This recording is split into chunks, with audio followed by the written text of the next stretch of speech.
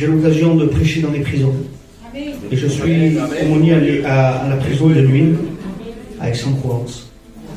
Et j'ai eu l'opportunité de voir la gloire de Dieu. Amen. Pourquoi je vous dis ça? Parce que la Bible nous dit quand un malheureux crie, on l'entend. L'Éternel l'entend. Il dit et le délivre de toutes ses prières. Quelle vérité! Et un jour, on devait faire une réunion dans cette prison-là. Et quand on est arrivé devant le bâtiment où on devait rentrer faire cette réunion, ils sont arrivés en train de nous dire non, la réunion est annulée. Vous ne pouvez pas rentrer dans le bâtiment parce qu'il y a un manque d'effectifs, donc on ne peut pas assurer la sécurité. On ne peut pas faire la réunion, c'est terminé. Et j'étais avec un frère ancien. Et j'ai pu dire ces mots-là. Et le frère, il me dit à moi, il me dit, on n'irait pas prendre la clé des cellules, aller faire un tour dans les cellules? Je dis, oui, c'est vrai. Donc on est parti, on a pris une clé, comme ça à peu près. Mais elle avait une particularité, cette clé, c'est qu'elle ouvrait toutes les portes. On appelle ça un passe. Et là, quand on a commencé à partir dans un bâtiment, on est rentré dans une coursive. Il y avait à un moment donné, il y avait, je sais pas moi, une quarantaine de portes à droite et une quarantaine à gauche. Et on a commencé à marcher. Et à un moment donné, dans ce chemin-là, j'ai dit au frère ancien, j'ai dit, mais dans quelle cellule qu'on va rentrer? Il a levé son passe comme ça. Il a dit, mais on se laissera guider par Dieu. Alors moi, je marche avec lui, on commence à marcher. Et je vais vous dire ça, moi. Par hasard, un chrétien, il sait qu'il n'y a pas d'hasard, mais par hasard, j'ai saisi la clé et je l'ai mis dans une serrure. Et j'ai commencé à déverrouiller cette serrure-là. Et quand la porte s'est ouverte, j'ai vu un garçon de 26 ans, assis sur son lit. Il se tenait la tête et il pleurait comme un bébé. Et quand on rentre et on se présente tout d'abord, il dit, ben, on est des pasteurs. Quand il écoute ce mot-là, on est des pasteurs, des hurlements dans la cellule. C'est même pas la peine. J'ai dit, qu'est-ce qui se passe? À un moment donné, on prend la chaise, on essaie de se mettre à côté de lui, et il nous a dit, asseyez-vous. Il faut que je vous raconte quelque chose. Mais je vous le raconte comme ça, mais lui, il était en sanglots, il n'arrivait plus à respirer. Et il me dit ça.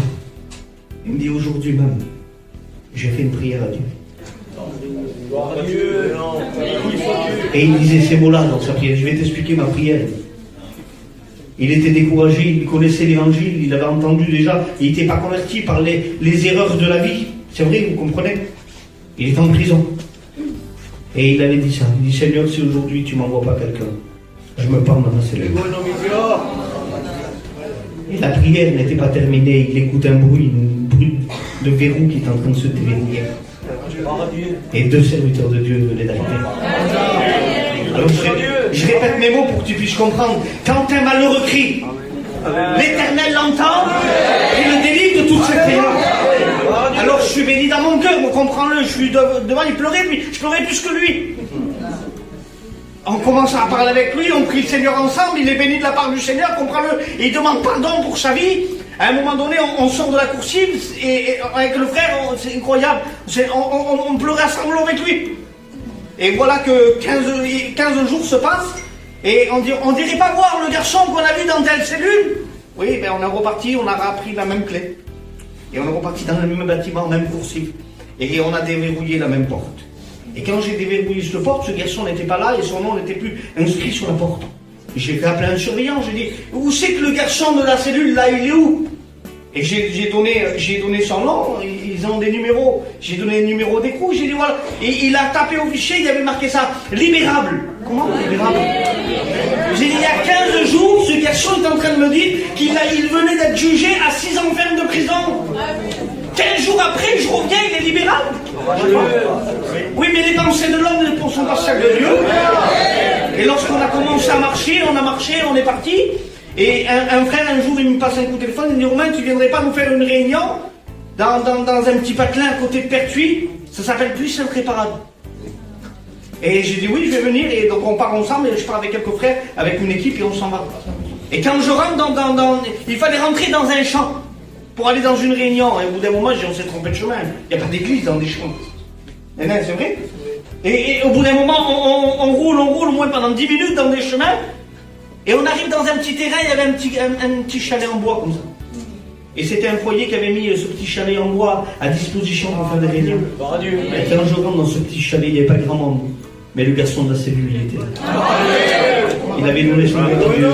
Il s'était converti à l'évangile, il avait passé par les eaux du baptême. Et voilà qu'aujourd'hui, cet homme qui était dans une cellule, vous savez que peut-être, excusez-moi, mais sa famille la plus proche ne pouvait pas l'écouter. Jésus a entendu le cri.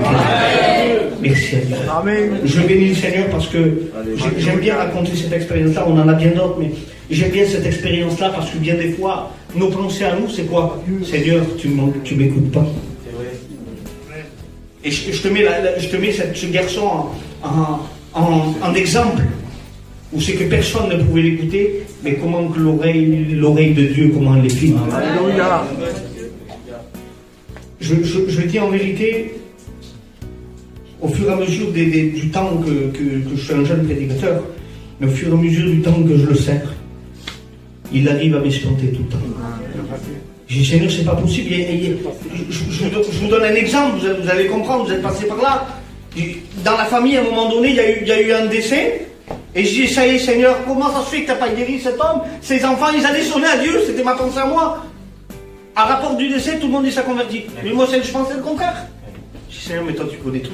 Tu arrives à te faire trouver dans des cœurs les plus durs. Et de toute façon, vous savez comment on l'appelle? Le marteau qui brise le roc.